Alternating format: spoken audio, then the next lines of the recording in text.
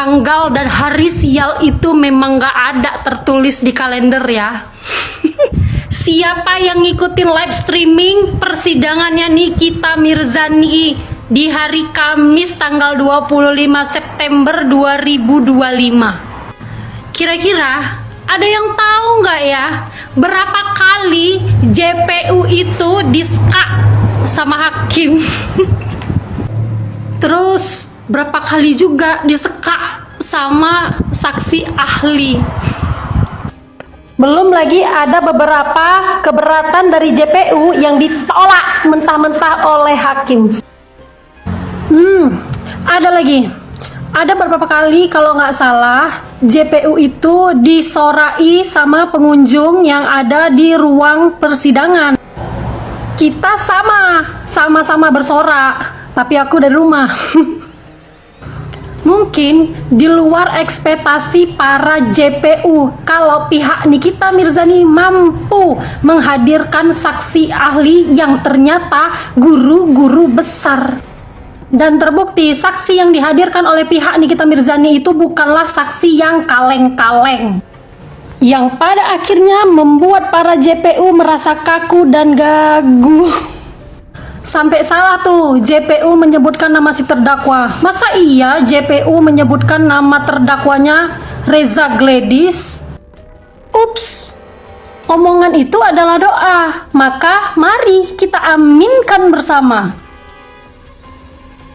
Ya kalau benar nanti gantian si RG itu yang jadi terdakwa, ya jangan marah. Kan udah ada yang doakan. Kami tugasnya sebagai netizen ya hanya mengaminkan saja. Kalau dari awal dianggap itu adalah sebagai pengancaman, harus gunakan akal sehat. Dia seorang dokter, dia seorang pengusaha.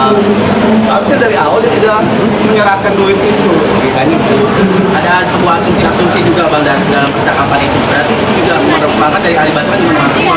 Itu adalah proses negosiasi juga. saya sampaikan tadi, apapun asumsi yang terdapat dalam percakapan itu adalah bagian dari proses negosiasi. Ya tadi itu kalau mau tutup mulutnya, kalau mau ini kita tidak speak up, tutup mulutnya. Itu adalah bagian negosiasi. Kalau mau silakan, tapi itu tidak bermakna sebuah ancaman. Itu adalah pemberitahuan yang disampaikan oleh Mahil kepada Reza. Kalau mau kita tidak speak up, tutup mulutnya pakai duit.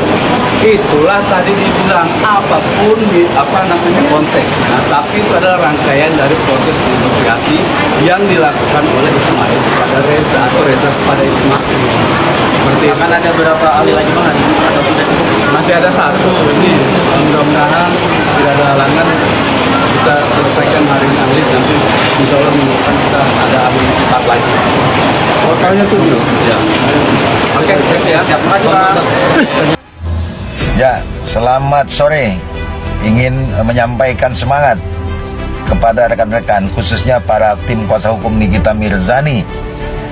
Bersyukur, artinya ini sesuatu yang langka terjadi, yang mana memiliki klien seperti Nikita Mirzani ini. Beliau menjadi seorang terdakwa di dalam proses persidangan, dalam proses peradilan pidana ini, tetapi beliau menunjukkan sikap sangat ya di luar dugaan kita ya. Artinya beliau sebagai terdakwa mengekspresikan seorang terdakwa tanpa beban. Beliau tertawa, joget-joget, velocity ya, yang menurut kami menarik sekali itu. Lalu untuk yang bersyukur sekali ini, yang paling penting adalah para kuasa hukumnya nih, dari rekan-rekan sejawat nih. Kenapa? Memiliki klien yang seperti ini sangat langka. Umumnya kita memiliki klien pada saat menjadi terdakwa, stres kita. Kenapa? Kita pusing, klien kita lebih pusing karena menunjukkan sikap murung, menangis, ketakutan dan sebagainya.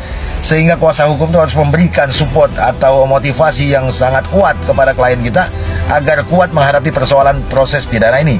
Berbeda halnya dengan Nikita Mirzani, justru menunjukkan sikap yang bikin kuasa hukumnya malah yang jadi gimana? Justru yang ditunjukkan Nikita Mirzani ini menjadi seorang terdakwa dengan ekspresi beliau ini yang nggak pernah terjadi. Yang saya ngiri ngelihatnya itu. Kenapa? Kok punya klien yang bisa justru memberikan semangat kepada kuasa hukum ya. Artinya sikap beliau sama sekali tidak menunjukkan adanya kesedihan, rasa ketakutan itu nggak ada sama sekali.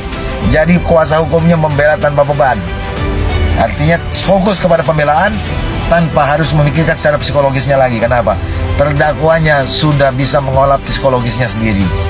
Tetap semangat rekan sejawat, tetap semangat Ami. Salam cerdas. Ngawal kasus begini bukan Markus ya. Ini kasus apa? Penganiayaan. Penganiayaan. Bapak siapa, Pak? Saya dengan Pak Ahlan. Pak Ahlan, Ahlan Masalan, Pak ya.